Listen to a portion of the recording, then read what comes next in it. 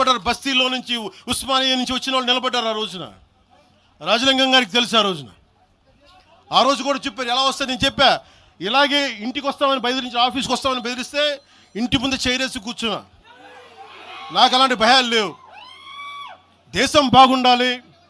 అంతర్గతంగా ఇప్పుడు వేర్పాటువాదం మంచిది. ఎక్కడ దాకా? దేశ సమగ్రత భంగం కలిగినంత వరకు. ఎవరు ఉండకూడదు, రాకూడదు, మీ గొంతులు తొక్కేస్తామంటే ఇది ఏమనుకున్నారు? భారతదేశం అనుకున్నారు, లేదా పాలస్తీనా అనుకుంటున్నారు? మీరు అందరూ ఇది భారతదేశం, పాకిస్తాన్. మీ ఇష్టానికి రాకూడదు, మీ ఇష్టానికి ఏమనుకుంటారా మీరంతా? నా దేశం, నేను ఎక్కడైనా అడుగు పెడతా. నాకు రాజ్యాంగ పరంగా కల్పించిన హక్కు ఇది. ఇప్పుడు కాంగ్రెస్ నాయకులకు ఒకటే చెప్తున్నా, రాహుల్ గాంధీ గారు కానీ ప్రియాంక గాంధీ గారి దక్షిణ భారతంలోకి వచ్చి వైనాడులో పోటీ చేయొచ్చు. ఇందిరాగాంధీ గారేమో మెదక్లో పోటీ చేయొచ్చు. పివి నరసింహారావు గారిని ఎక్కడి నుంచి గెలిపించారు? తెలంగాణలో ఆయన ఓడగొడతారనే కదా ఆయన ఆ రోజున కొంచెం నంద్యాల పార్లమెంట్ నుంచి గెలిపించింది. ఆంధ్ర ప్రజలు కాదా గెలిపించింది? అప్పుడు ఆ రోజు తెలంగాణ నాయకుడిని చూసారా, మన నాయకుడిని చూసారా? ఆ రోజున ఏం బెదిరిస్తారా మీరందరూ కూర్చోబెట్టి?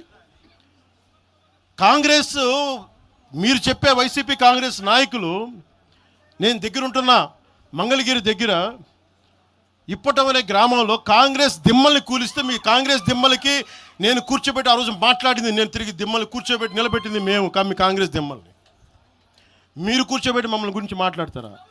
అసలు కాంగ్రెస్ పార్టీ అనే దానికి ఒక పద్ధతి ఉందా? మీరు ప్రాంతీయవాదమా? కాంగ్రెస్ పార్టీ రాహుల్ గాంధీ కానీ, ఇంక్లూడింగ్ శ్రీమతి ప్రియాంక గాంధీ కానీ, I hope you would respond. I expect Mr. Rahul Gandhi and Ms. Priyanka Gandhi to respond on this.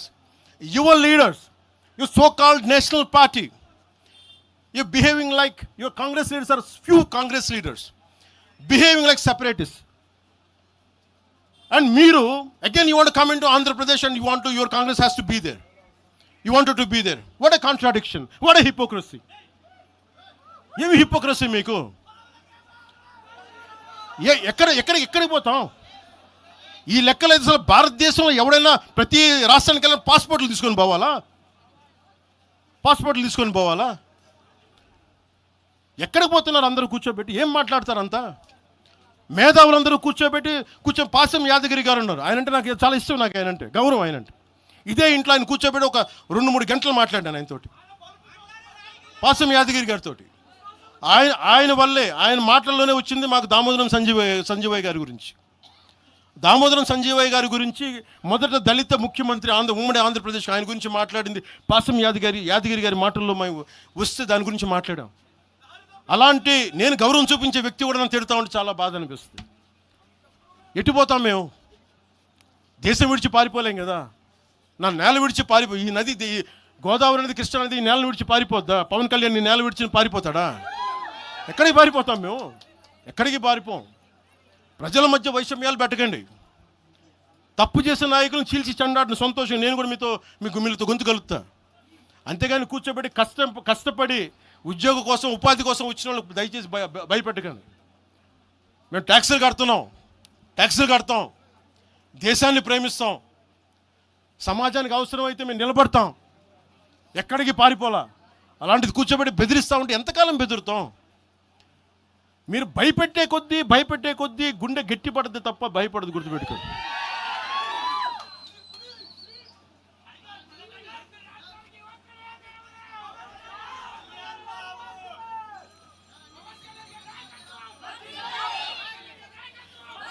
ఈరోజున తెలంగాణ ఇవన్నీ డైవర్సివ్ టాక్టిక్స్. ఆంధ్రప్రదేశ్ నుంచి 4.5 నుంచి 6 లక్షల మంది గ్రాడ్యుయేట్స్ వస్తూ ఉన్నారు. తెలంగాణ నుంచి 5 నుంచి 7 లక్షల మంది గ్రాడ్యుయేట్స్ వస్తూ ఉన్నారు. 2 రాష్ట్రాలను కలుపుకొని 10 నుంచి 13 లక్షల గ్రాడ్యుయేట్ అవుతూ ఉంటారు, ఉత్తీర్ణులు అవుతూ ఉన్నారు. ఎస్టిమేటెడ్ అన్ఎంప్లాయ్మెంట్ రేటు ఆంధ్రప్రదేశ్లో 4.2%, తెలంగాణలో 5.0%. వీటి మీద మాట్లాడతామా? ఉపాధి అవకాశాల కోసం మాట్లాడతామా? పవన్ కళ్యాణ్ తిడతారా మీరు? ప్రతిదానికి కూర్చోబెట్టి ఇంకెంతకాలం ప్రాంతీయ విభేదాలు ఇస్తారు మీరు? ఎంతకాలం? మనస్ఫూర్తిగా మనస్ఫూర్తిగా 6 గ్యారంటీలు 6 సీట్లు మీరు మాట్లాడండి. తెలంగాణ యుద్ధం మీరు మాట్లాడండి, మీరు నిలబడండి, మీరు మాట్లాడండి.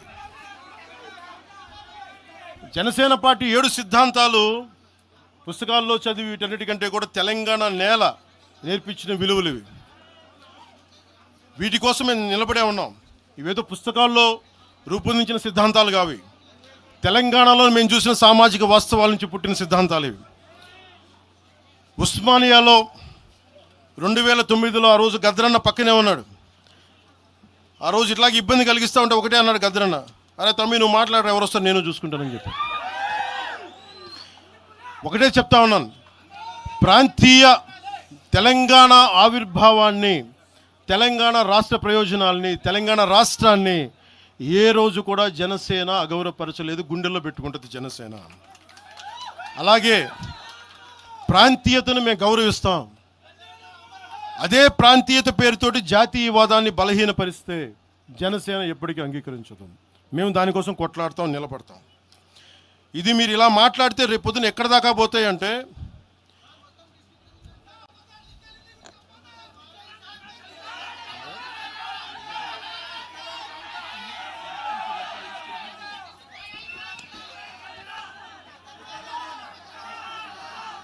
తెలంగాణ అంతా తిరగాలనా?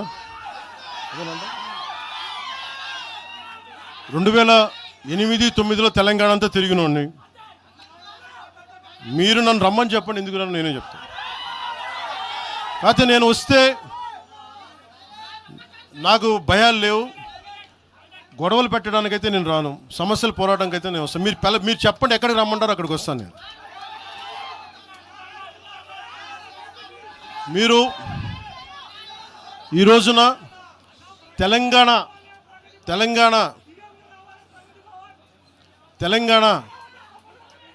తెలంగాణకి సంబంధించి ఈ నాయకులు మాట్లాడే విధానంగా చూస్తే ఆంధ్రప్రదేశ్లో ఉన్న తెలంగాణ ఐఏఎస్లు కానీ ఐపీఎస్లు కానీ ప్రజలు కానీ తాడేపల్లిగూడెంలో ఈ మధ్యన తెలంగాణ డ్రైవర్లు పాపం ఇబ్బంది పడతా ఉంటే జనసేన ఎమ్మెల్యేనే కూర్చోబెట్టి అందరికీ ఆదుకున్నారు ఆయన. మీరు ఇలాంటి ప్రాంతీయతల మీద కనుక తీసుకొస్తే భారతదేశం సుస్థిరత చాలా దెబ్బతింటుంది. ప్రతిసారి మీరు ప్రాంతీయతలు తీసుకొని వీళ్ళు ఆంధ్ర వాళ్ళు, వీళ్ళు తెలంగాణ వాళ్ళు, వీళ్ళు మరాఠా వాళ్ళు, వీళ్ళు కూర్చోబెట్టి తమిళలో అంటే భారతదేశం అంతరంగిక భద్రత దెబ్బతింటుంది. మీరు ఇలాంటి మాటలు మాట్లాడితే భారతదేశం ఉగ్రవాదం కంటే కూడా ఇది చాలా డేంజరస్. కూర్చోబెట్టి ఎక్కడ దాకా మాట్లాడాలి ప్రాంతీయత గురించి చాలా చాలా జాగ్రత్తగా ఉండాలి. ఇలాగే మీరు కూర్చోబెట్టి మాట్లాడితే మటుకు ఆఫీసర్లు ఎవరు పనిచేయలేరు. ఇక్కడున్న జర్నలిస్టులు అడగండి, ఒక్కొక్కరు ఏ ప్రాంతాల నుంచి వచ్చారు, ఎంతమంది ఆంధ్ర వాళ్ళు, ఎంతమంది తెలుగు వాళ్ళు, ఎంతమంది పత్రికాధిపతులు ఆంధ్ర వాళ్ళు, ఎంతమంది పత్రికాధిపతులు తెలంగాణ వాళ్ళు, ఎంతమంది పత్రికాధిపతులు వేరే రాష్ట్రాల నుంచి వచ్చారు. మీరు మాట్లాడిన ఒకసారి. ఇలా మాట్లాడాలంటే ప్రతిదీ మాట్లాడతాం, కానీ ఎటులతో దేశం? ఎంతకాలం భయపడతారు? ఎంతకాలం విచక్షణ, ఎంతకాలంతో విభజిస్తారు మీరు? తెలంగాణను వ్యతిరేకించింది ఎవరు? సిపిఎం వ్యతిరేకించింది. సిపిఎం గురించి మీరు ఎందుకు మాట్లాడరు? ఎంఐఎం వ్యతిరేకించిన తెలంగాణ విభజన, వాళ్ళు ఎందుకు మాట్లాడరు?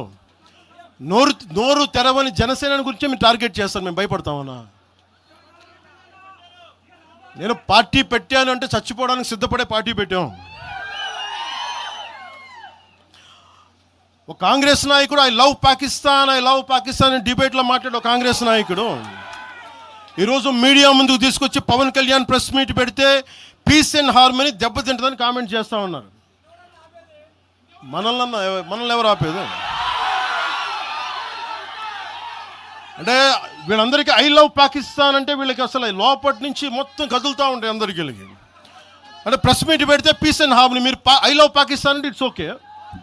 When I want do press addressing then it's an issue for you, law and order issue. అది పెహల్గామ్లో ఇంతమంది ఉగ్రవాదులు చంపేస్తే ఈ సోకాల్ కాంగ్రెస్ నాయకుడు ఎందుకయ్యా మాట్లాడలా? ఎందుకు మీరు నోరు మెదపలా?